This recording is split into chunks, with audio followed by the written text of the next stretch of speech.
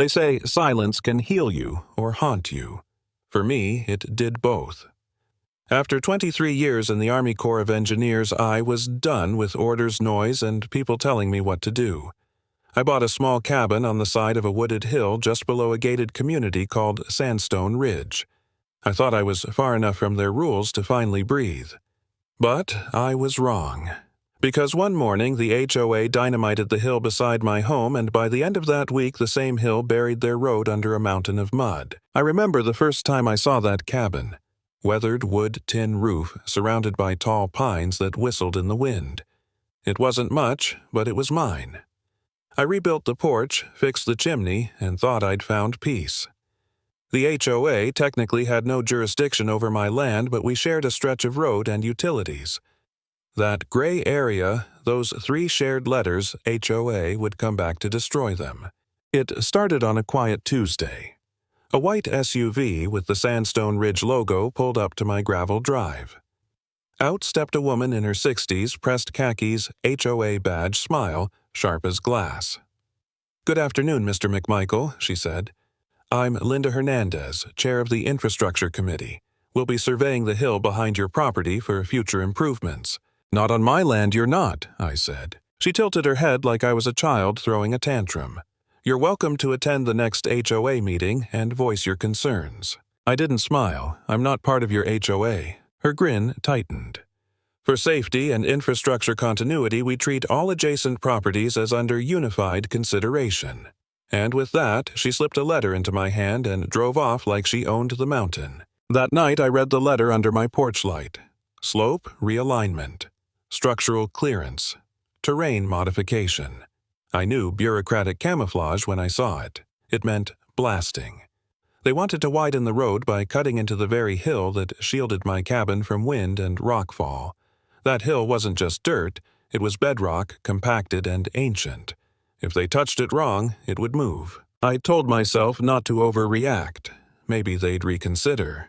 But 3 days later, another envelope showed up cream-colored with the HOA logo embossed at the top.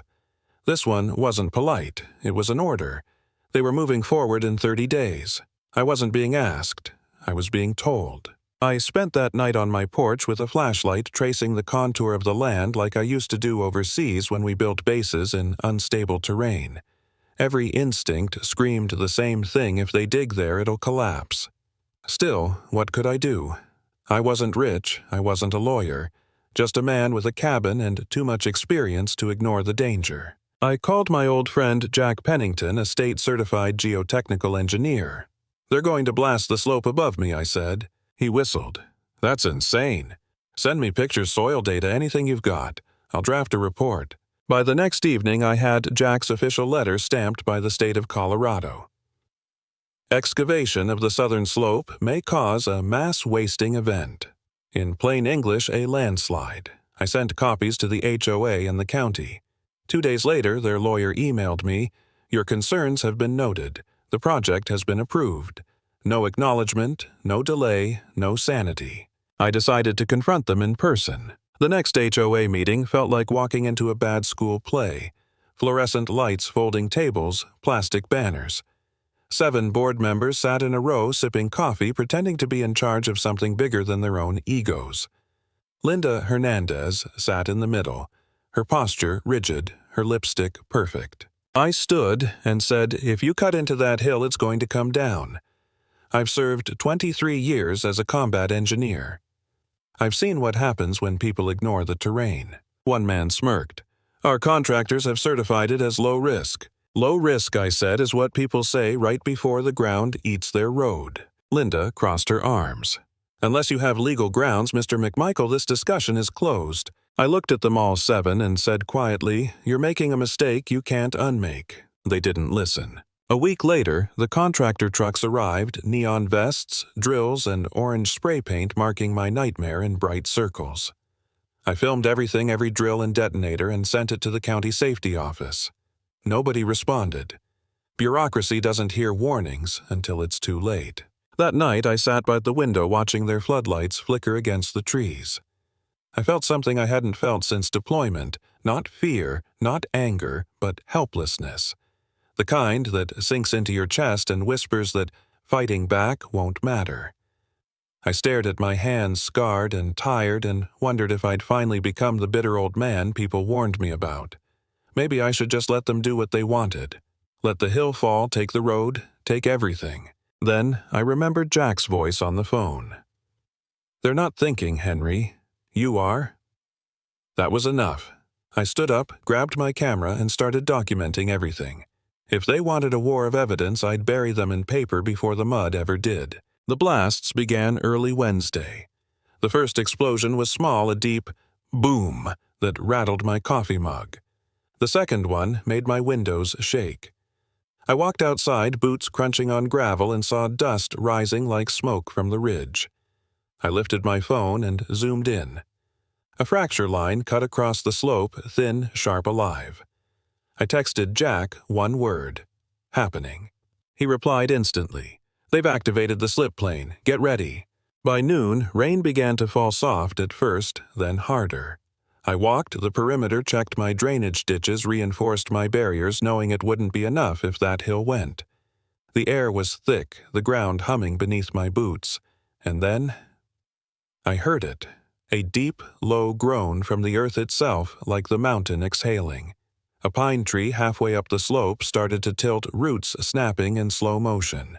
Then it fell, tearing through the air like a thunderclap. And seconds later, the hill moved. The landslide wasn't an explosion, it was a wave. Earth, rock, trees all flowing as one. I watched as it swallowed Ridgeway Road, the HOA's prized project, the very reason for all this. The road disappeared, gone under a sea of brown sludge. Not a single inch of my property was touched. Just theirs. By morning, the rain had turned biblical. 2 HOA trucks rolled up to the wreckage, mud, twisted metal, and silence. Linda stepped out wearing a spotless raincoat, her face, pale eyes wide. She looked up at the hill, then at me standing by my fence. For a second, we just stared at each other. She wanted me to gloat, to say, "I told you so." I didn't. I just stood there while she realized the truth: the hill had taken its revenge, and she'd been the one to light the fuse. The county showed up an hour later. An inspector named Nelson walked the scene shaking his head. "You're McMichael?" he asked. "Got your emails. Should have stopped this before it started." He turned toward Linda's crew. "We're filing a stop work order and violation report today." That was the first time I felt relief, not joy, just the quiet confirmation that I hadn't imagined any of this. The hill had done the talking for me. But the HOA wasn't done. 2 days later, I got a letter from a Denver law firm representing Sandstone Ridge. They claimed my drainage modifications might have contributed to the landslide. I laughed so hard I nearly tore the paper. The people who dynamited a mountain were blaming the guy who dug a ditch. I sent everything to my new lawyer, Sandra Elwell, recommended by Tricia, one of the few sane neighbors left. Sandra didn't even blink. "We'll end this," she said, drafting a response that read like a declaration of war. "Any further accusation toward Mr. McMichael will be treated as harassment and met with full legal counteraction." 3 days later, the HOA retracted their claim. The interim chair, Thomas Avery, emailed me personally. "Please disregard the previous correspondence. We wish to move forward amicably." Amicably after burying their own road. Weeks passed, and then the state report came out. The Sandstone Ridge HOA was found guilty of violating Environmental Ordinance 17.6a, unlicensed excavation negligence, and willful disregard for safety. They were fined $380,000, construction banned for 2 years, and in bold print. A local resident, Mr. Henry McMichael, provided documented warnings that prevented further damage. That single line meant everything. It was proof that standing alone hadn't been for nothing.